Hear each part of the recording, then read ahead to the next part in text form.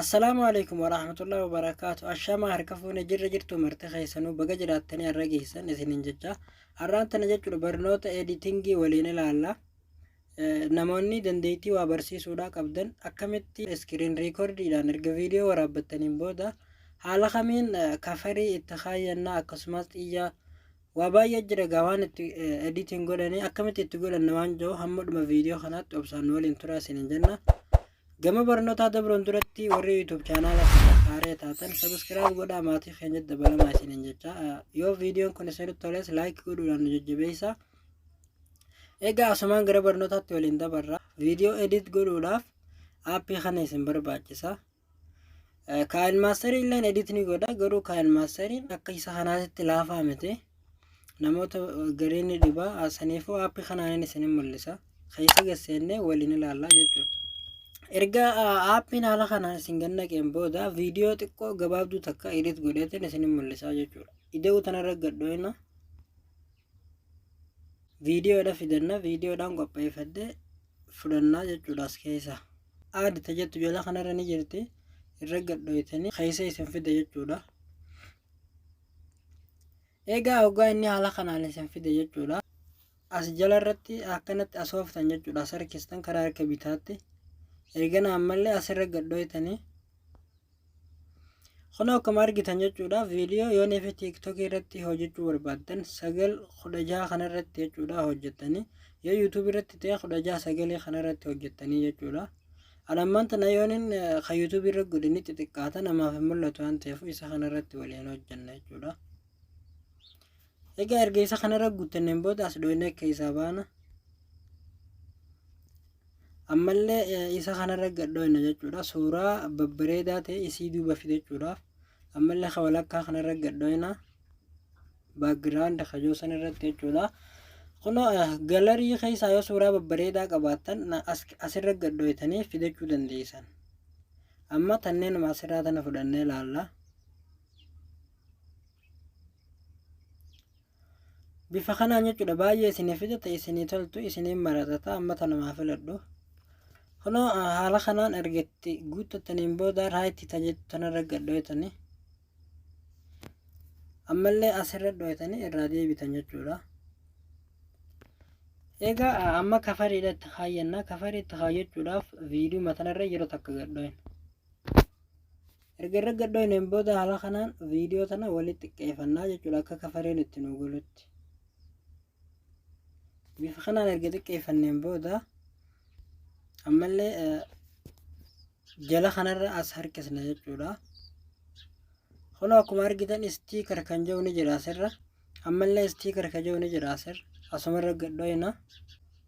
Egaa kunoo haala kanaan waa baay'ee nuuf fide jechuudha. Gubbaa tanarra ni argitanii gubbuma tanarra akkana as harkistan jechuudha. Bifa kanaan haala kanaan akkanatti as harkistanii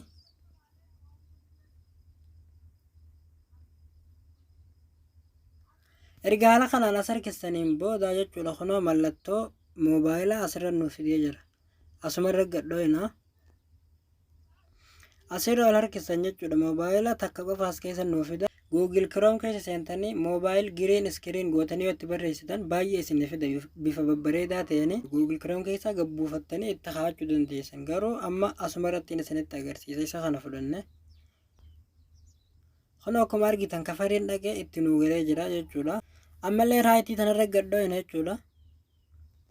Erga raayitii tanarra gadhoineen booda kunoo ammaan tana kafariin dhufee viidiyoo irra nuu galee jira. Itti yoonii fi irra xiqqaate haala kanaan addaan harkisnee qixa viidiyootti deeffachuu dandeenya. Yoo xiqqaates itti xiqqeessinee jechuudha haala kanaan amma likkitti itti nuu galee jira. Viidiyoodhaan wal qixxeeffachuudhaaf amma isuma kana qabnee achi harkisnee viidiyoo wal qixxeessinaa jechuudha. Kunoo bifa kanaan jechuudha. Ammaan tana kafariidhaas itti kaayyannee suuraadhaas bifa babbareedaa ta'een duubarra kaayyannee jechuudha. Maaltu hafee ammaan tana xiyyaa itti fidachuu qofaatu hafee xiyyaa itti fidachuudhaaf ammallee istiikar jettu kanarra deebina. Reefuun tana jechuudha irraa as harkisnee bakka moobaayilaa kana dhufne durarra deebina ammas deebisna karaa duraatitti. Kunoo akkuma argitan mallattoon xiyyaa asirra ni jirti. asumarra gadhoytanii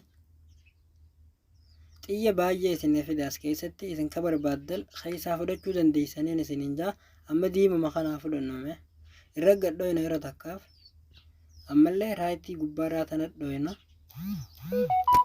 egaa kanoo xiyyaan amma dhufee asirra nuubee jira erga xiyyaan asirra nuubeen booda xiyya kana akkana walitti harkisneeti walitti xiqqeessine qixa waan silaatu waanuu sanirratti deeffannaa jechuun amma kuna open bakka jirtu sanirratti deebiseetiin jira viidiyoo kana irraa harkistanii yeroo harkaan bikkasan tuyxan xiyyachirra muruu qabdan jechuun akka xiyyi achi biran kunoo bifa kanaa irraa harkistanii qixa sanirratti deeffattan amma kunoo akkuma argitan tuynaan xiyyachumarra muramee jira jechuudha yoo viidiyoo kana akka tasaa qalanni jidduu dhufe viidiyoo makanarra gadhoyne ifirraa jidduu muruu dandeenya erga viidiyoo irra gadhoynen booda kun asirra gadhoyne yeroo takkaaf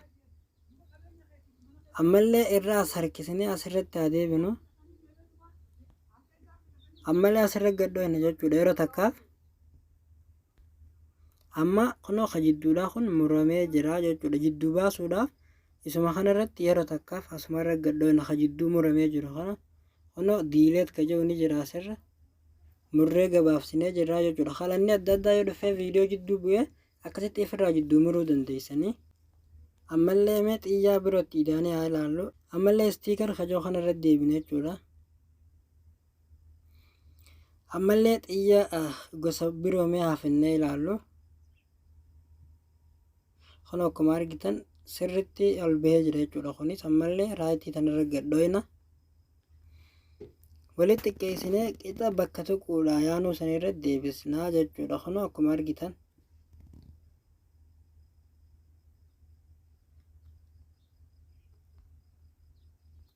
kun ammaan tana jechuudha haala bifa bareedaa ta'een viidiyoo edit goonee jirra jechuudha viidiyoo gabaabseetiin isin mul'ise waan ta'eef viidiyoo dhedheeraa feete kanumatti edit godhachuu dandeessanii kun haala kanaan edit godhattu jechuudha yoonii fi wanni kafariin kun irratti dheerates haala kanaan qixa viidiyoo sanirra deebistanii kafarii kanarra gadhoytanii asirra gadhoytanii murtan jechuudha ammaas irraa achi beekana diileet kajoo kanarra dhoytanii irraa murtan jechuudha bifa kanaan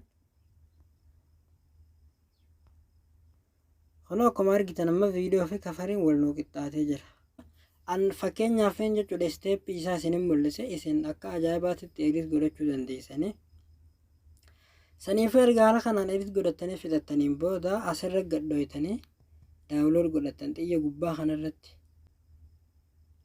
kun akkuma argitan jechuudha aappiin kun viidiyoo dafee namaa buusa viidiyoo dhedheertuu feetallee erga edit gootaniin booda dafee namaa gabbuusa jechuudha telegiraama kee jala isiniifin kaayaa yoo barbaaddan pilaastoorii keessaas argachuu dandeessan kunoo viidiyoon amma edit taatee jirti sirritti amma poosti bichaa godhuudhaan nu hafee jechuudha barnoonni keenya qaarraa kana fakkaata yoo barnoonni keenya kun isinitti tole viidiyoo kana laakii godhuudhaan nu jajjabeessaa jenna egaa hanga viidiyoo birootiin walitti deebinutti nagaan nu turaa isiniin jenna